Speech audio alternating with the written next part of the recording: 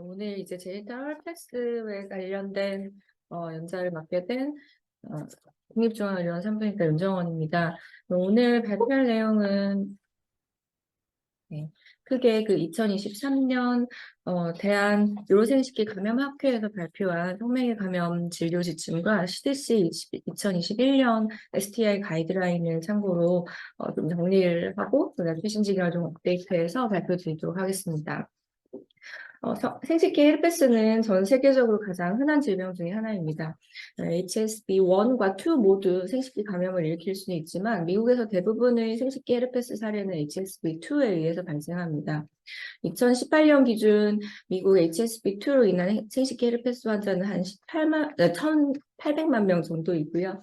근데 이제 혈청 유병률로 그러니까 이제 무증상 감염자까지도 포함한 유병률을 보시게 되면 2000년대에는 전 국민의 약 80%가 HSV1이나 2 항체를 가지고 있었는데 2020년대에는 60%까지 줄어드는 것을 볼 수 있습니다.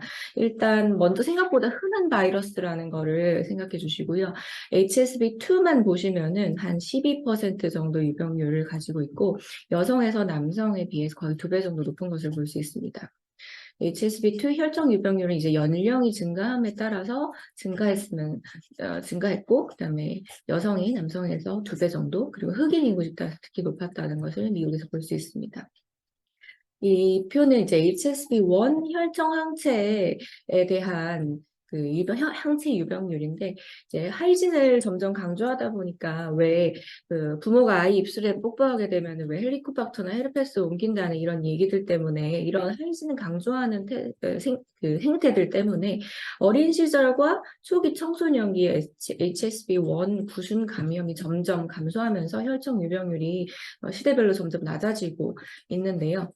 이게 문제가 되는 것은 우리가 이제 HSV1의 그 구순 감염이 어린 적에 생기게 돼서 면역이 생기게 되면은 이 이후의 생식기에 HSV1이나 2가 노출이 됐을 때 경미하게 발현이 됩니다. 이걸 이제 비원발성 감염이라고 하는데요. 문제는 이제 면역이 없는 상태에서 성관계를 통해서 생식기 감염으로 원발 감염이 생기게 되면 증상도 심하게 생기고 재발도 잘 되는 질병 부담이 높아지는 것이 문제입니다.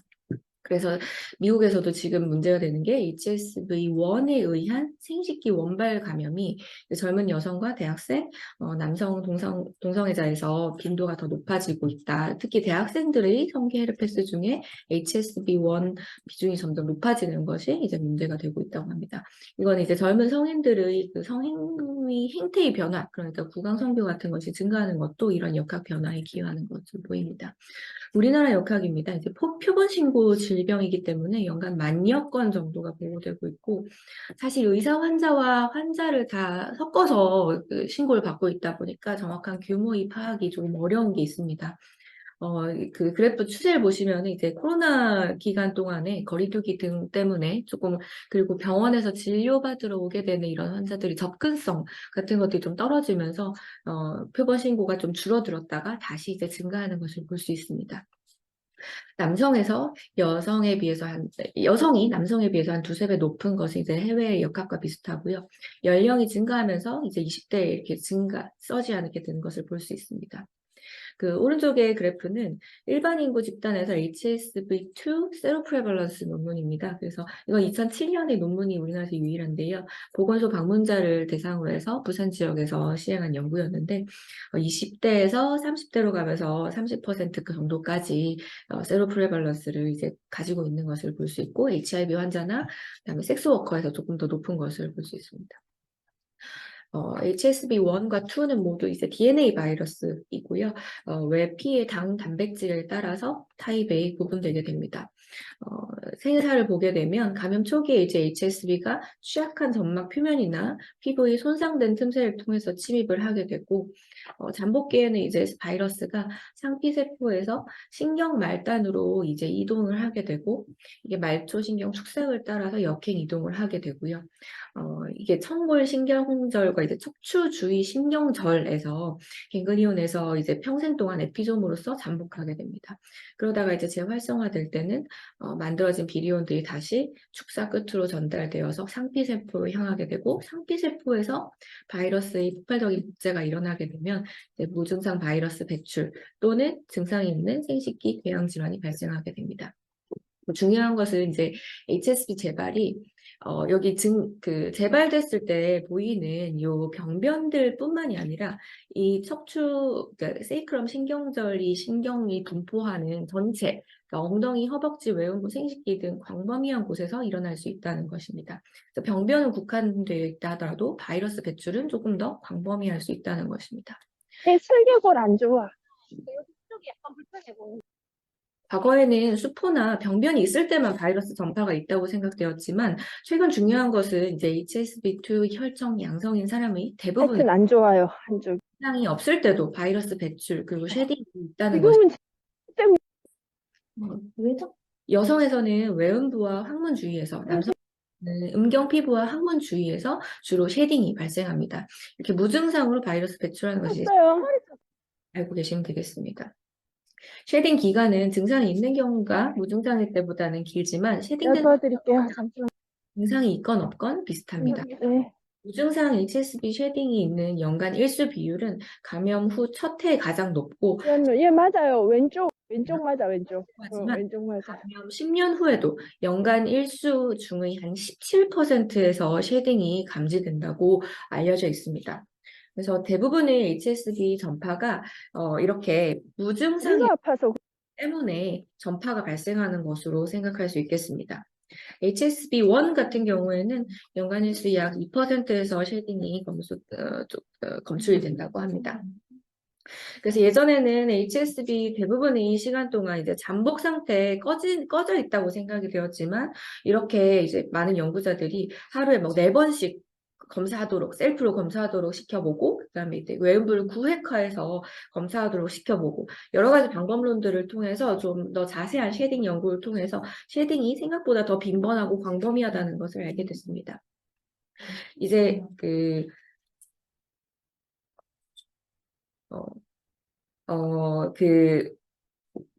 상피세포에서 이제 쉐딩이 지속적으로 되게 되면은 조직에서도 사실 CD8 T 림프구에 인해서 그 국소 면역 반응이 일어나게 되는데 헤르페스 감염이 있는 사람에게서 헤르페스 이외의 생식기 감염이 더 잘 일어나는 다른 질염들도 더 많이 일어나는 것과도 연관이 있고요. HSV뿐만이 아니라 HIV 바이러스 이 표적세포인 CD4 세포도 더 많이 모였기 때문에 HSV 유병자들은 이제 HIV 감염 리스크도 높아진다는 것을 아시면 되겠습니다. 전파는 바이러스를 배출하는 사람과의 이제 밀접한 접촉으로 주로 성적 전파로 일어나게 되고 특히 남성에서 여성의 전파 위험이 그 반대의 경우보다 6배 정도 높습니다. 그 이외에 분만시라든지 아니면 손을 통한 자가 전파 등이 있습니다. 성기 헤르페스 임상 증상은 이제 원발이냐 그리고 즉 초회 감염이냐 아니면 재발이냐에 따라서 큰 차이를 보입니다. 그리고 임상 발현의 중증도나 빈도, 재발률은 바이러스 유형 및 숙주의 면역 상태에 의해서 영향을 받을 수 있습니다. 원발성 프라이머리 인펙션은 이제 어떤 HSV 항체도 없는 환자가 HSV1이나 2의 첫 번째 감염되는 것을 말하고 보통 증상을 유발하지만 인식되지 않거나 무증상 감염인 경우도 있습니다. 그래서 약 4일에서 일주일 정도의 잠복기 이후에 병변이 이제 수포성 농포에서 궤양, 그다음에 이제 가피 이런 식으로 이제 진행이 되게 되는데 치료가 이루어지지 않는다면 한 2주에서 3주 정도 병변이 지속된다고 생각하시면 됩니다. 전신 증상은 이제 발열이나 근육통, 몸살 같은 이런 증상들이 발생하고 나서 3일째에서 5일째 최고조에 달하고 그 이후에 3, 4일에 걸쳐서 점차 감소합니다.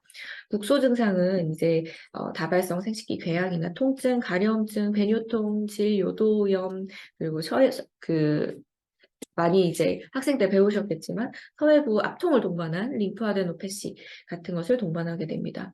여성의 경우에는 자궁경부염도 한 80에서 90% 정도 동반되기 때문에 질염이라고 생각했는데 HSV 감염인 경우도 상당히 많다고 생각하실 수 있겠습니다. 심한 케이스에는 직장 항문염이나 요도염도 있을 수 있습니다. 바이러스 배출은 그 가피가 생기기 전까지, 그러니까 한 10일에서 12일 정도가 바이러스 쉐딩이 있다고 보시면 되겠습니다. 항체는 대부분의 경우 이제 감염 후 12주 이내에 IgG가 나타나게 된다고 보시면 되겠습니다. 그래서 이런 전형적인 수포, 궤양, 그다음에 크러스트, 가피가 이제 전형적으로 알고 계시겠지만 이렇게 여러 가지 병변이 동시에 발견되는 경우도 있고 면역 저하자의 경우에는 이렇게 조금 더 광범위한 병변이 보이기도 하고요. 그리고 또 무증상 감염이라든지 재발성 병변 그리고 또 본인이 인지하지 못했는데 가볍게 넘어가는 경우에 그러니까 비원발성 감염 같은 경우에는 이런 피셔 같이 아주 작은 병변으로 발생해서 본인들이 모르는 경우도 많다고 보시면 되겠습니다. 면역 저하자들에게서는 일단 뇌수막염이나 바이러스 간염 그리고 septic 컨디션까지 합병증이 있을 수도 있겠습니다. 다음으로 이제 비원발성, 논 프라이머리가 아까 얘기 드렸던 그 처음에 이제 HSV1에 대한 항체가 이미 존재하는 상태에서 HSV2가 감염되거나 2가 존재하는 상태에서 1이 감염되는 이런 상황을 말하는 거고요. 이제 항체의 교차 면역 보호 효과 때문에 원발성에 비해서는 증상이 조금 더 경미하게 진행되고 전신 증상과 그다음에 증상 지속 기간도 더 적은 것으로 볼 수 있습니다. 마지막으로 재발성은 한번 진단된 이후에 증상이 그 이후에 재발되는 경우를 말하는 거고 일반적으로 발병 후 3, 5일 이내에 증상이 빨리 가라앉고 크기도 작고 전신 증상도 적게 일어납니다. 그 선행요 리스크 팩터가 외상이나 열, 자외선, 정서적이나 신체적인 스트레스, 면역 억제, 피로, 월경 때마다 재발하시는 분도 계시고 성관계라고 하는 이런 트라우마, 마이크로 트라우마 같은 것들로 인해서 재발하는 경우도 있습니다. 그래서 1, 2일 후에 선행 요인 1, 2일 후에 전구 증상이 생기고 전구 증상으로부터 또 1, 2일 후에 병변이 나타나면서 전구 증상이 특징적으로 가려움이나 따가움, 자결감 같은 것들을 많이 이야기하십니다. 그래서 이런 전형적인 증상들 말고도 무증상, 무자각 감염이 이렇게나 많다는 것을 조금 더 강조드리고 싶습니다. 그래서 다양하고 미묘한 증상, 그래서 뭐 질염이나 치열, 치질, 알러지 같은 것으로 오해하시는 분들도 많은데 알리고 교육하고 의심이 될 때는 PCR 검사를 시행하시는 게 좋겠습니다. 최근에는 이런 HIV 획득과 전파를 촉진하는 요인으로서의 HSV 감염의 중요성, 그리고 최근에는 HPV나 서빅스 캔서와의 코인펙션, 캔서의 역할에 대한 연구들도 활발히 진행되고 있습니다. HSV는 이제 무증상 또는 비전형적인 증상이 많으므로 확진은 시간 증폭 검사, PCR 검사가 권장됩니다.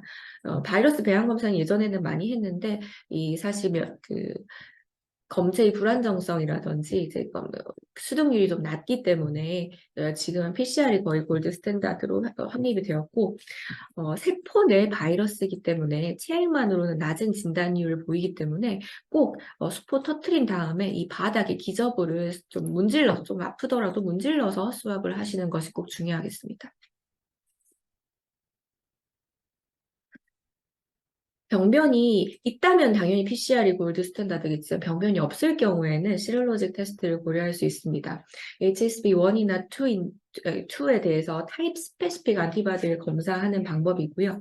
주의할 것은 이제 위 양성률이 높고 또 초기 감염 시에는 위 음성도 가능하기 때문에 확진 검사는 아닙니다. 세룰로지로 확진을 하기 위해서는 웨스턴 블럿이라는 그 단백질 검사를 해야 되는데 사실 상업화된 키트가 없고 한국에서 실험실 레벨에서 하는 곳은 이제 없는 걸로 알고 있습니다. 따라서 그 시럴로지를 한다면은 타입 스페시픽 시럴로직 테스트로 하시고 그다음에 IgM 같은 경우에는 이제 위음성 이슈도 있고 다른 바이러스에 대한 항체들과의 크로스 리액션이 또 있기 때문에 그 정확도가 낮다는 걸 감안하셔야 되겠습니다. 그래서 IgM은 IgM과 IgG를 같이 하시는 경우가 많은데 IgM에 대해서는 유의하셔야 한다라는 거 다시 말씀드리겠습니다. 그래서 시럴로직 테스트는 일반인 무증상에서 스크리닝 테스트로는 권장하지 않고 예를 들면 남편에게 헤르페스 병력이 있을 때 임산부에게 검사하는 거라든지 헤르페스 환자의 파트너라든지 아니면 증상이 있을 때 PCR이 음성이라 가지고 좀 애매할 때 이런 필요할 때만 하시는 것이 좋겠습니다. 치료입니다. 그 DNA 리플리케이션을 막아주는 경구 항바이러스제가 트리트먼트 초이스며 완치가 아니라 사실 바이럴 로드를 억제하는 원리이기 때문에 재발을 막아주는 것은 아닙니다. 많이들 국소 연고를 임상적으로 많이 쓰시는데 사실 임상적으로 추천되지는 않는 방법이지만 저도 사실 병변의 보호나 2차 감염을 위해서 같이 사용하고 있습니다. 피호약을 처방하는 것이 정말 중요한데요. 원발 감염의 경우에 증상 시작 일주일 이내에 치료를 시작해야지 효과적이기 때문에 검사 결과를 기다리지 마시고 경험적으로 시작하십시오. 부작용이 굉장히 적은 약입니다. 이 아시클로비어 400을 3번 내지는 팜사이클로비어 250을 3번, 발라사이클로비어 1g을 2번을 7일에서 10일경 정도 사용하시고 10일 이후라도 증상이 남아있으면 더 쓰시면 됩니다. 재발했을 때 에피소드에서는 두 가지 치료법이 있는데 먼저 증상이 있을 때만 치료하는 일회성 용법을 먼저 보시면 전구 증상이 나타나자마자 또는 병변이 생기고 나서 1일 이내에 치료를 해야지 효과적으로 바이러스가 억제되기 때문에 저는 이제 미리 처방을 해놓고 상비약처럼 가지고 계시다가 증상이 생기면 바로 드시는 것을 권해드리고 있습니다. 용법은 여기 빨간색으로 보이는 것이 한국 성매개 감염 진료 지침에서 추천하는 용법이고 CDC 2021년 가이드라인에서는 이 까만색 글씨도 용법으로 추가로 추천드리고 있습니다. 원발 감염보다는 용량과 기간이 조금 적은 것을 볼 수 있습니다.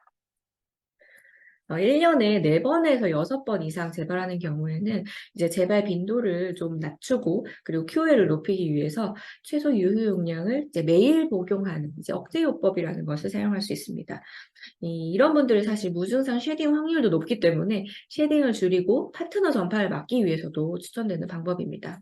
그래서 아사이클로브 400을 하루 2번 또는 발라사이클로브 500을 매일 복용하는 방법, 이 두 가지 방법이 쉐딩 예방까지도 되기 때문에 두 가지 방법을 추천드립니다.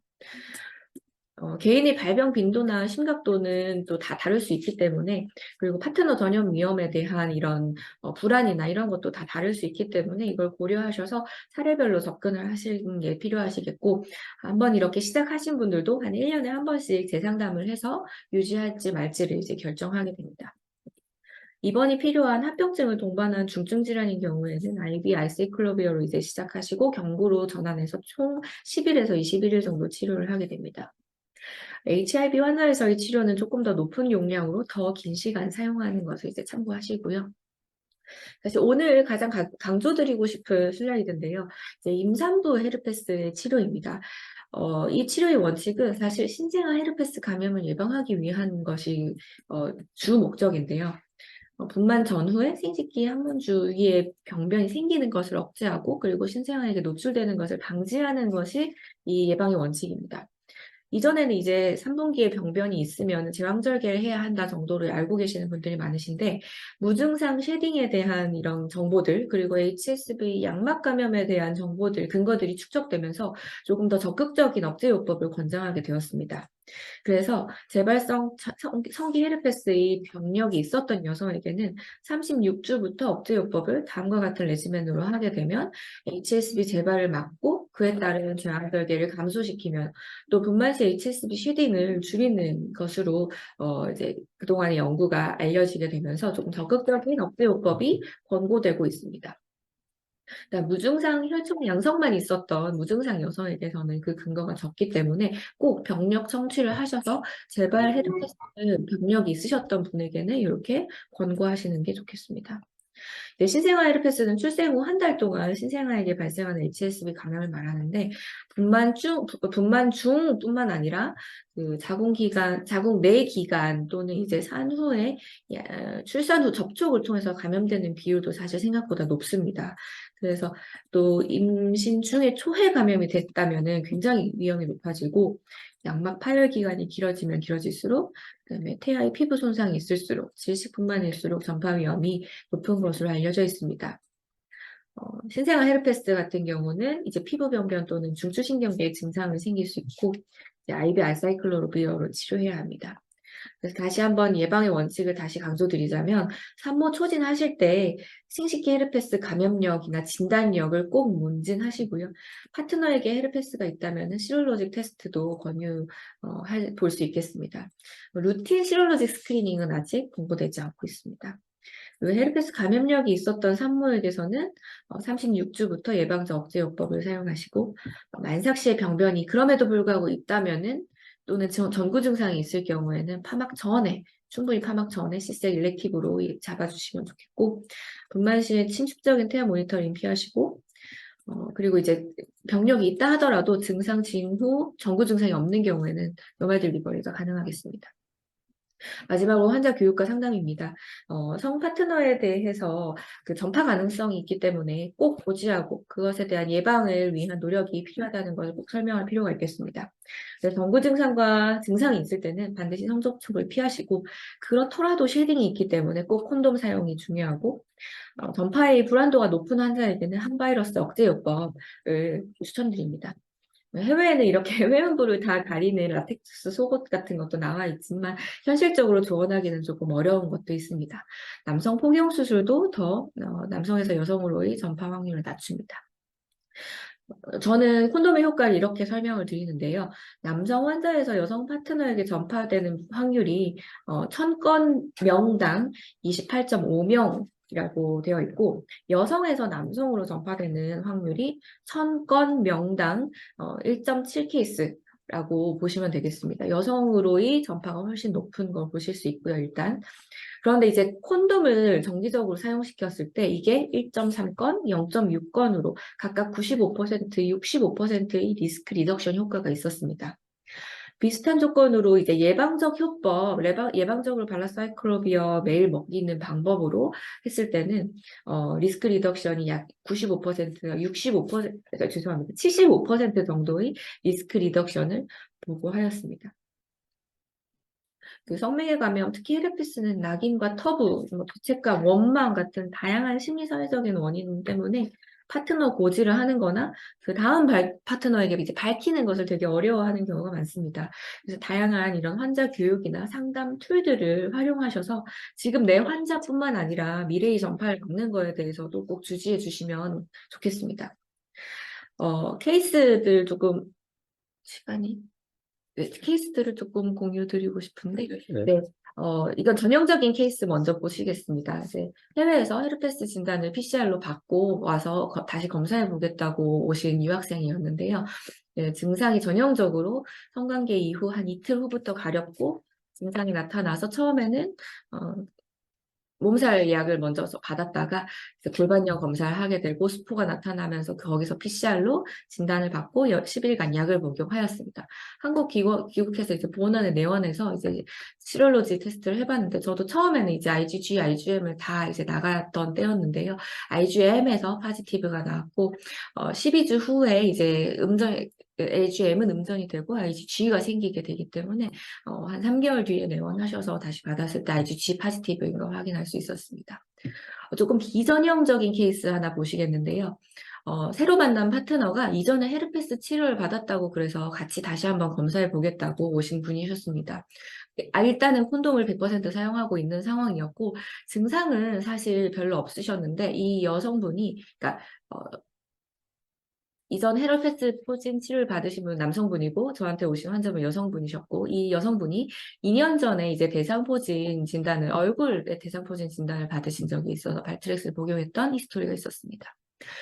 처음에 타입 스페시픽 안티바디를 제가 검사를 나가지 않고 HSV 전반적으로 보는 타입 스페시픽하지 않은 안티바디 테스트를 나갔을 때는 포지티브가 나와서 이미 항체를 가지고 계신 것 같습니다라고 제가 잘못 이야기를 드리게 됐었는데 아무래도 성기 증상이 없어서 확인 다시 해보고 싶다라고 해서 그때서야 제가 이제 타입 스페시픽 안티바디를 나갔을 때 결과를 보시면은 HSV1, 2, IgM, IgG 모두 다 네거티브였고 그 VSB 그러니까 대상포진에 대한 IgG가 굉장히 높은 수준으로 올라가 있는 것을 볼 수 있었습니다.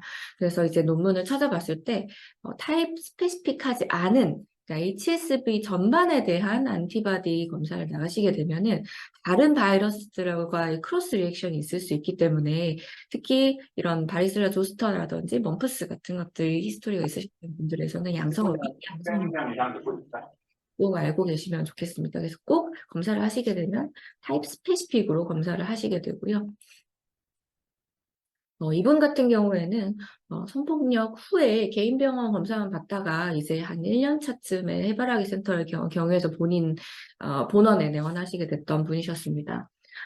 성폭력 후에 한 2개월 차에 포진이 의심되는 증상이 있어서 이때 개인 병원에서 PCR을 통해서 HSV2를 확인하셨던 분이셨습니다. 근데 그 이후에 계속 재발이 의심되는 증상이 보이셔서 그때마다 병원에 가서 시룰로즈 테스트를 했는데 계속 음성이라고 해서 불안하다고 내원하신 상태셨습니다. 그래서 처음에 이제 오셨을 때 검사를 보시면은 전부 이제 혈청 항체가 전부 음성인 것을 보실 수 있고, 이분도 아까 두 번째 케이스처럼 바리셀라 조스터에 대한 안티바디가 높아 있는 것을 확인할 수 있었습니다. 그렇지만 처음에 PCR에서 양성을 받았던 것이 너무 명백하게 있었었기 때문에 저도 굉장히 고민을 하다가 이제 해외 전문가에게 이제 메일 보내서 이 상황을 좀 디스커션을 했었었는데요.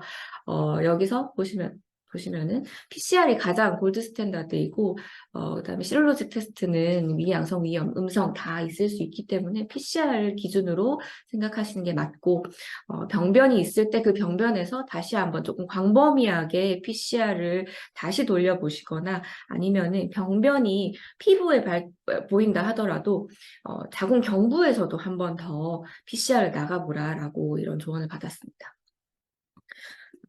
최근에 잠깐만, 이제 시간이 너무 많이 돼서 그 질문이 하나 있더라고요. 네, 그래서 좀 정리하시고 질문 하나 받고 정리하는 걸로 할게요. 시간이 너무 많이 돼서.